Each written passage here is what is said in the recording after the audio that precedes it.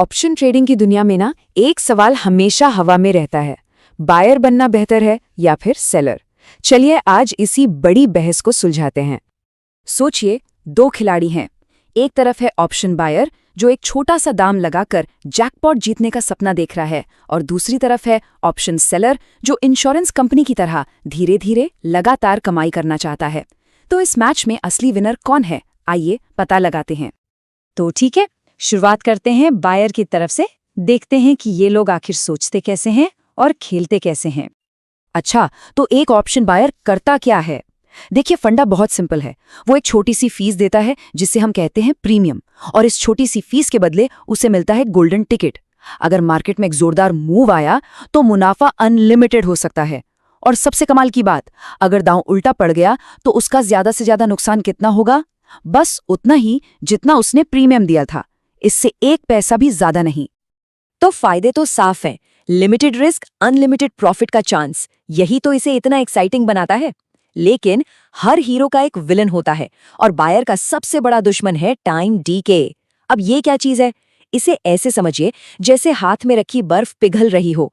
हर गुजरते दिन, हर घंटे के साथ उसके ऑप्शन की वैल्यू थोड़ी थोड़ी कम होती जाती है, और अगर मार्केट हिला ही नहीं तो ये पूरा प्रीमियम पिघल कर जीरो भी हो सकता है। चलिए अब सिक्के का दूसरा पहलू देखते हैं।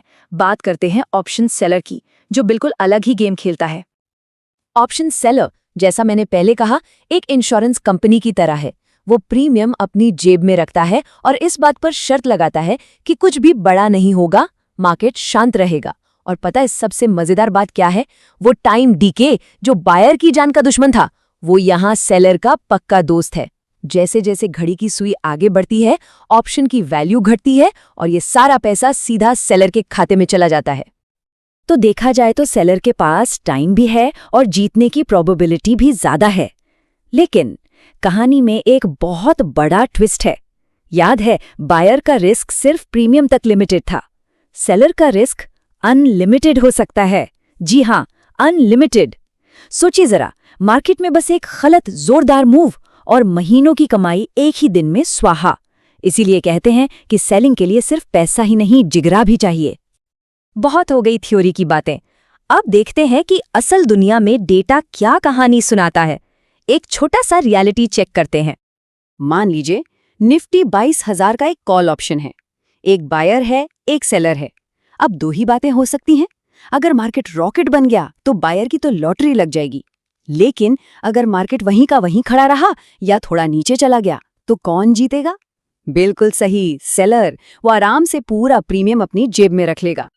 और अब वो नंबर जो इस पूरी बहस को एक ही झटके में बदल सकता है। सारे डेटा और रिसर्च को देखें तो एक चौंकाने वाली बात सामने आती है कि लगभग 80% ऑप्शंस एक्सपायरी पर जीरो हो जाते हैं। जी हाँ, 10 में से 8 ऑप्शंस की वैल्यू वर्थलेस हो जाती है। ये जो चार्ट है ना, ये उसी 80% वाली कहानी को दिखा रहा है। इसका सीधा सा मतलब ये है कि स्टैटिस्टिकली लंबे समय में पलड़ा सेलर्स की तरफ भारी है। हर 10 में से 8 बार गेम उनके फेवर में होता है। अब इसका ये मतलब बिल्कुल नहीं है कि सेलर हर बार जीतेगा, लेकिन चांसेस तो साफ साफ उनकी तरफ हैं। तो क्या ये मान लें कि सेलर बनना ही जीत की गारंटी है? क्या बाइंग करना बेकार है? नहीं, जवाब इतना सीधा नहीं है। असली खेल तो अब शुरू होता है। देखिए, जीत इस बात में नहीं है कि कोई बायर है या सेलर। जीत इस बात में है कि वो अपना गेम खेलता कैसे है। अगर कोई बायर है तो उसे ट्रेंड का दोस्त बनना होगा और स्टॉप लॉस का इस्तेमाल करके अपने रिस्क को कंट्रोल करना होगा। और अगर कोई सेलर है तो उसे कभी भी नेकेड सेलिंग नहीं करनी चाहिए। हमेशा स्प्रेड्स जैसी स्ट्रैटेजीज इस्तेमाल करनी चाहिए, जो एक तरह से अनलिमिटेड रिस्क के सामने हेलमेट का काम करती है। और असली बात, जो सबसे बड़ा सबक है, वो ये है, एक स्मार्ट ट्रेडर किसी एक टीम का होकर नहीं रहता। वो गिरगिट की तरह होता है। वो मार्केट को देखकर अपना रंग, अपनी भूमिका बदल लेता है। वो जानता है कि कब हमला करने वाले बायर की तरह सोचना है और कब शांत बैठकर कमाई करने वाले सेलर की तरह। तो आखिर में सवाल ये नहीं है कि बायर बेहतर है या सेलर। असली सवाल ये है कि आज, अभी, इस वक्त मार्केट एक ट्रेडर से क्या चाहता है? बायर बनने को कह रहा है या सेलर?